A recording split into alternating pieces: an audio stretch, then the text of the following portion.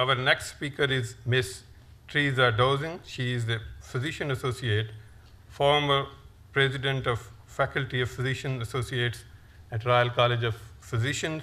She's going to share her experience of sharing the responsibility with Physician Associates. Thank you very much, Teresa.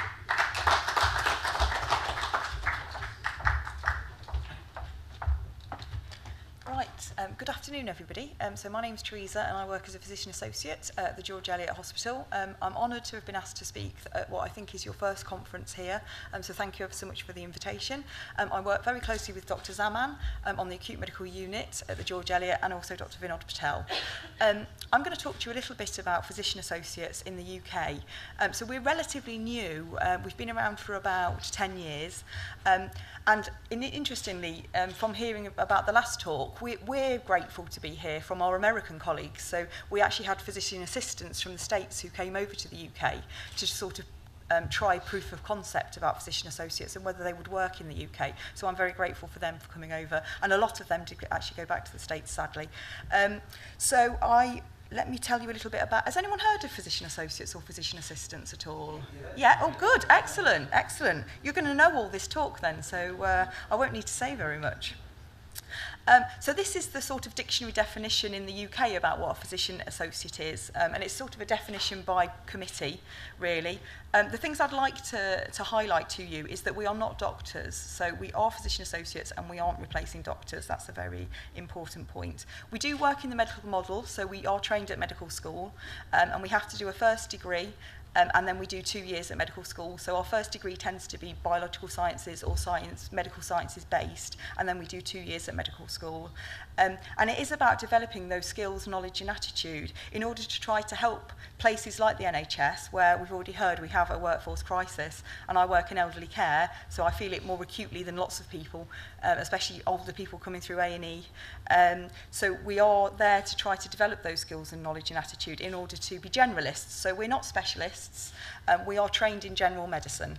And so what we are doing is providing that role of general medicine that we've kind of lost in the NHS recently. People have become uber specialised.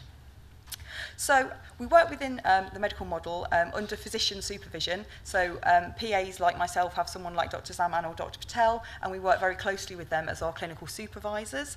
And when I first graduated as a PA, I never left the side of my consultant, and he probably wouldn't have wanted me to.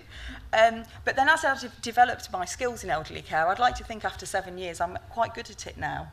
Because I haven't had to rotate, I haven't had to learn anything else. Elderly care is my bread and butter, and I love older people, so I just have a fantastic job. So over time, I've now got to the point where I lead a frailty team on our acute medical unit, working with colleagues like Dr. Salman and Dr. Patel, trying to give geriatric input. But when I first started, that wouldn't have been the case. So we do work within our sphere of practice and competence, but we are dependent practitioners, and we're definitely not here to replace anybody, because as we all know, there are plenty of patients to go round. So we take medical and psychiatric histories, we do all the sort of physical examinations that you'd expect, formulate differential diagnoses, look at what investigations we want to order, and then develop management plans within the multidisciplinary team. A large part of our role is about education and communication, so a lot of my role in elderly care is talking to relatives, explaining about end-of-life care, palliative care that people have already mentioned, in order to try to provide an all-round service and try to improve quality of patient care within the NHS. We also do the horrible stuff like taking bloods and putting in cannulas that is the least favourite part of my job. So as I've already said, you do your first degree and then you do 2 years post-qualification. When we set up physician associates in this country, we were quite clear that we had to have a national curriculum. So if you're a PA and you're training in this country, and at the moment we've got 1,000 students that are in training at the moment, this time last year we had about 20. We've sort of exponentially exploded, really. So we wanted to have a national curriculum, so wherever you train you get the same curriculum, and also you have to sit the same exam.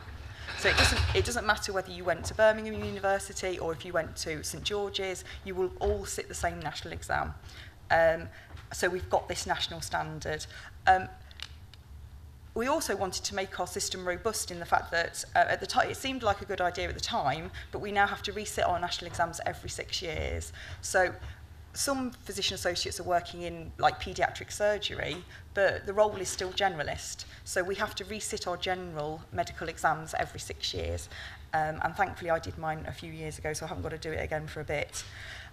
We aren't statutory regulated at the moment, but that is going through with support from the Health Secretary and the Department of Health here. So we are looking hopefully to have sort of statutory regulation in the next couple of years. It's something we've asked for the last 10 years. So at the moment you have a managed voluntary register that PAs are on, and that's held at the Royal College of Physicians. And we've actually got 30 PA programmes currently running in the country. So we're generalists, we try to improve patient care because we are focused on service provision. We do improve that continuity of care, especially on medical wards and surgical wards, because we are a key part of the team working with the doctors and the nurses and the healthcare assistants and physician associates and the other physician associates to try to improve care. And we have found at the George Eliot that it's helped us to stabilise our workforce. We were in special measures a few years ago. I'd like to say PAs rescued the trust out of special measures. We can't take all the credit, though I'd like to try. But it has really helped to stabilise our workforce for patients because it was quite scary before. And also what we want to do is to try and bring a new healthcare profession to the NHS. So rather than taking the best nurses, the best physios, the best of everything else, we've got science graduates that are really keen and enthusiastic about working in the NHS, even if they're a bit older like me. And we've got a lot to offer. So what we want to do is not to rob Peter to pay Paul, but actually to have new healthcare professions. And also we provide a lot of teaching for junior doctors and other members of the medical team, and teaching for consultants sometimes. And we can help improve care through quality improvement projects. That's been a bit of a whistle-stop tour of physician associates. We now have our faculty of physician associates based at the Royal College of Physicians, which we're eternally grateful for. We're trying to move towards statutory regulation. Jeremy Hunt, our Health Secretary, has said that he wants 1,000 PAs working in general practice in the NHS by 2020. And I'm hoping he doesn't mean that many physician associates that are unregulated. We're looking at expanding the number of programmes, but with that we need to accredit them, so that's another big part of what we're doing at the moment. Raising awareness of the profession, so being asked to speak at events like this is fantastic, so again, thank you very much. And as a role, and just from a personal perspective, being a physician associate I think is probably the best thing that I ever did. So thank you very much for listening. I think that was it.